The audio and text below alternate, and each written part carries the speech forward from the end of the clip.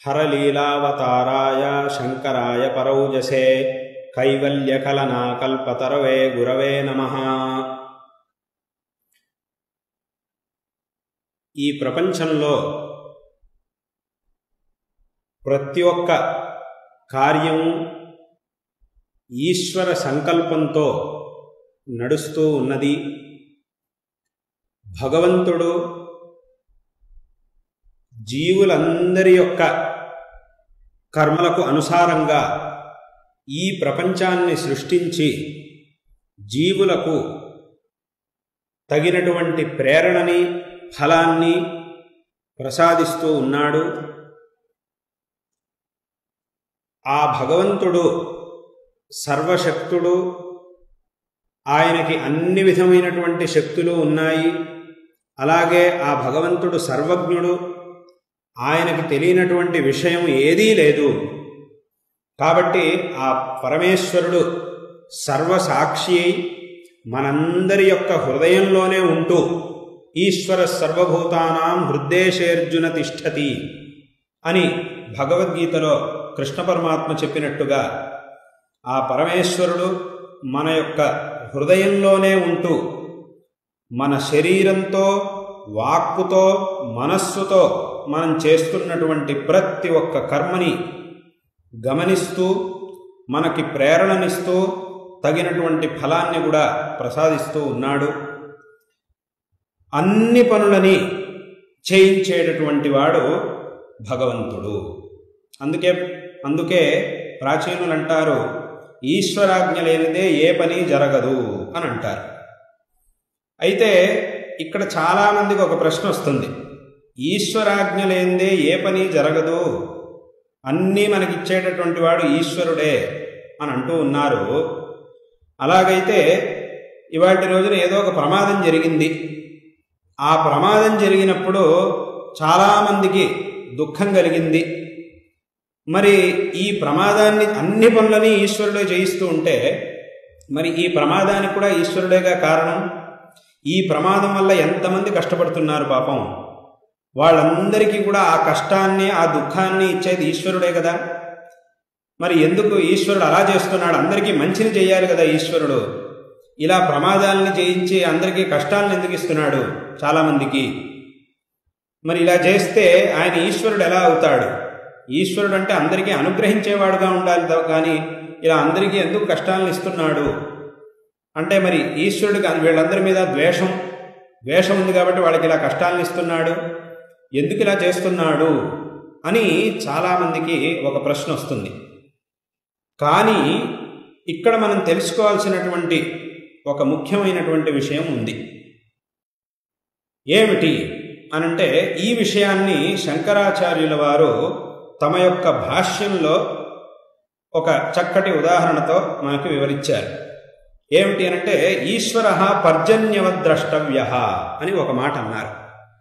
దీని తాత్పర్యం ఏమిటి అనంటే, ఒక ఉదాహరణ చెప్పాలంటే, లోకంలో ఒకడు మామిడి పళ్ళ కోసం ఒక మామిడి టంకని భూమిలో నాటాడు, నీళ్లు పోశాడు, దాని నుంచి మామిడి చెట్టు వచ్చింది, చక్కగా అది పెరిగింది, దానికి నీళ్లు పోశాడు, చక్కగా పెరిగి కొన్నేళ్లకి మంచి మామిడి ఫలాన్ని వీడికి ఇచ్చింది. చక్కటి తీయమైనటువంటి రుచికరమైనటువంటి మామిడి పళ్ళని ఆ వృక్షం వీడికిచ్చింది. వీడు దాన్ని చక్కగా తిన్నాడు, సంతోషించాడు. ఇంకొకడు ఏం చేశాడు అనంటే, ఒక విషబీజాన్ని భూమిలో నాటాడు, నీళ్లు పోశాడు. వీడు నీళ్లు పోసి పెంచడం వల్ల ఆ విషబీజం నుంచి అంకురం వచ్చింది. ఆ అంకురం పెద్ద వృక్షమైంది. తర్వాత ఆ వృక్షం నుంచి వీడికి విషఫలం వచ్చింది. ఆ విషఫలాన్ని వీడు తిని కష్టానికి లోనయ్యాడు. విషఫలాన్ని వీడు తిన్నాడు, దుఃఖాన్ని అనుభవించాడు. ఇక్కడ ఒకడు ఆమ్ర బీజాన్ని అంటే మామిడి బీజాన్ని నాటాడు, నీళ్లు పోశాడు, మామిడి ఫలాన్ని పొందాడు. ఇంకొకడు విషబీజాన్ని నాటాడు, విషవృక్షాన్ని పెంచాడు, విష ఫలాన్ని పొందాడు. ఇక్కడ ఈ రెండు వృక్షాలు పెరిగేటప్పుడు ఈ లోకంలో ఏదైనా ఒక చెట్టు పెరగాలి, ఒక బీజం నుంచి అంకురం ఏర్పడి అది పెద్ద చెట్టుగా మారి మనకి ఫలాన్ని ఇవ్వాలి అనంటే దానికి నీళ్లు కావాలి. కేవలం బీజాన్ని నాటేస్తే సరిపోదు, ఆ విత్తనాన్ని నాటితే సరిపోదు, దాంతోపాటు దానికి నీళ్లు పోయాలి. ఆ అంకురం వచ్చిన తర్వాత, మొలకెత్తిన తర్వాత దానికి రోజు నీళ్లు పోయాలి. అది పెద్దయ్యాక రోజు దానికి నీళ్లు పోసి చక్కగా చూసుకుంటూ ఉండాలి. అప్పుడు కానీ అది మనకి ఫలాన్ని ఇవ్వదు. కాబట్టి ఈ చెట్టు పెరగాలంటే దానికి నీళ్లు కావాలి. నీళ్లుంటే కానీ చెట్టు ఎప్పుడు పెరగదు. ఇప్పుడు ఎవరైతే విషబీజాన్ని నాటి దాని ద్వారా విషఫలాన్ని పొంది కష్టానికి లోనయ్యాడో వీడికి ఈ కష్టం రావడానికి ఏమిటి కారణం, ఎవరిది తప్పు అని మనం విచారణ చెయ్యాలి. ఇవాల్టి రోజున వీడికి ఈ విషఫలం లభించడానికి కారణం ఎవరు, ఇక్కడ కారణం ఎవరు అనే దానికంటే ఇక్కడ తప్పెవరిది అనేదాన్ని మనం విచారించవలసినటువంటి ఆవశ్యకత ఉంది. ఈ విషయం గురించి కాస్త ఆలోచించవలసినటువంటి ఆవశ్యకత ఉంది.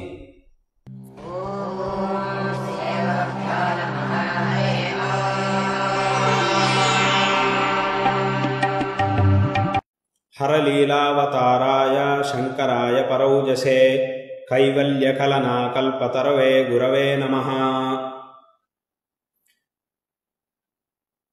ఈ ప్రపంచంలో ప్రతి ఒక్క కార్యము ఈశ్వర సంకల్పంతో నడుస్తూ ఉన్నది. భగవంతుడు జీవులందరి యొక్క కర్మలకు అనుసారంగా ఈ ప్రపంచాన్ని సృష్టించి జీవులకు తగినటువంటి ప్రేరణని ఫలాన్ని ప్రసాదిస్తూ ఉన్నాడు.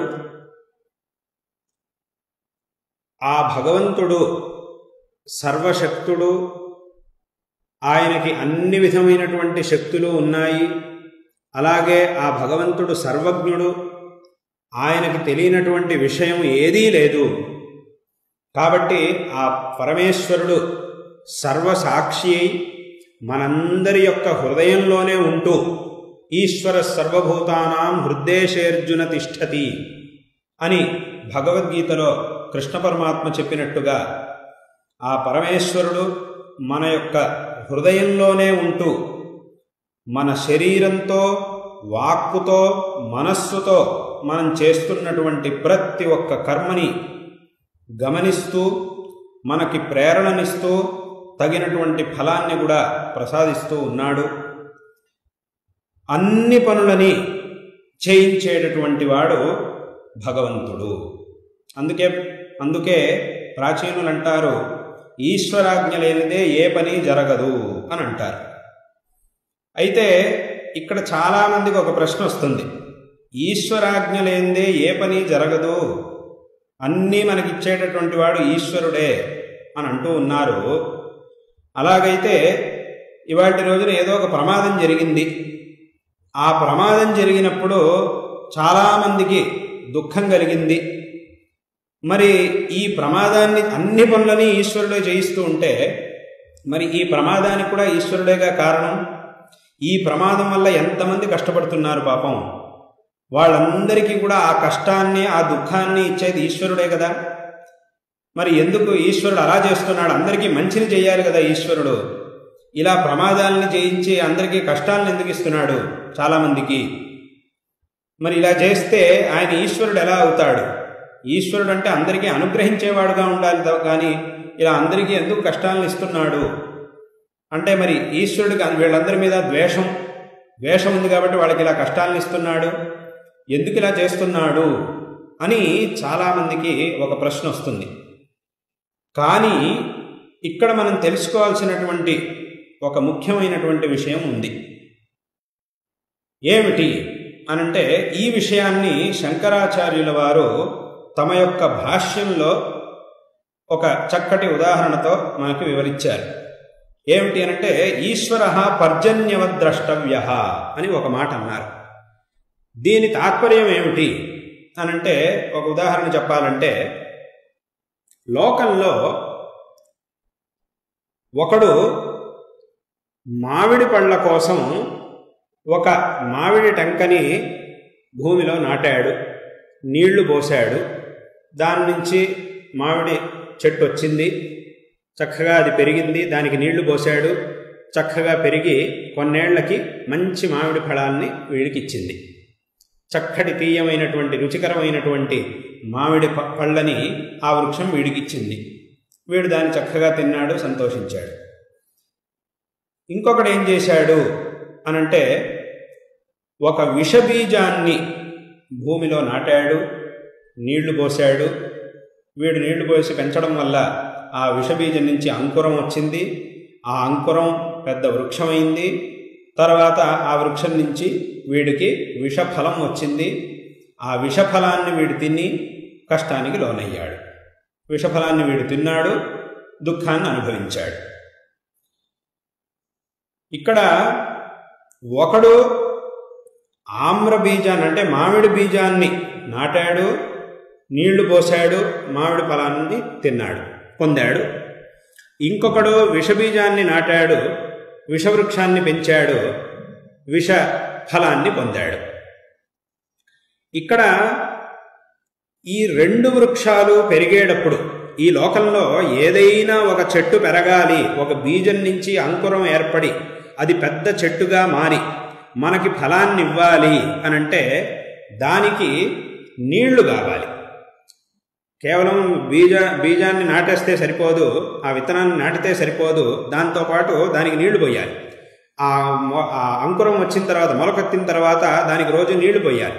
అది పెద్దయ్యాక రోజు దానికి నీళ్లు పోసి చక్కగా చూసుకుంటూ ఉండాలి. అప్పుడు కానీ అది మనకి ఫలాన్ని ఇవ్వదు. కాబట్టి ఈ చెట్టు పెరగాలంటే దానికి నీళ్లు కావాలి. నీళ్లుంటే కానీ చెట్టు ఎప్పుడు పెరగదు. ఇప్పుడు ఎవరైతే విషబీజాన్ని నాటి దాని ద్వారా విషఫలాన్ని పొంది కష్టానికి లోనయ్యాడో వీడికి ఈ కష్టం రావడానికి ఏమిటి కారణం, ఎవరిది తప్పు అని మనం విచారణ చెయ్యాలి. ఇవాల్టి రోజున వీడికి ఈ విషఫలం లభించడానికి కారణం ఎవరు, ఇక్కడ కారణం ఎవరు అనేదానికంటే ఇక్కడ తప్పెవరిది అనేదాన్ని మనం విచారించవలసినటువంటి ఆవశ్యకత ఉంది. ఈ విషయం గురించి కాస్త ఆలోచించవలసినటువంటి ఆవశ్యకత ఉంది.